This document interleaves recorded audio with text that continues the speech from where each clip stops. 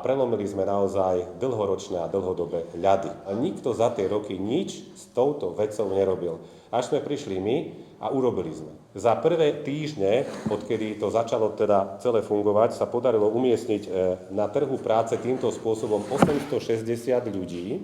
V 77 prípadoch začalo správne konanie s tým, aby sme prestali vyplácať dávku hmotnej núdzi, respektíve začali ju krátiť, pretože v 77 prípadoch tí ľudia buď odmietli vhodnú pracovnú ponuku, alebo odmietli nastúpiť do zamestnania. Takmer 7 000 prípadov, 7 000 ľudí bolo odmietnutých samotnými zamestnávateľmi. Áno, vedeli sme o tom probléme na Slovensku, ale teraz ho máme už aj reálne zmapovaný.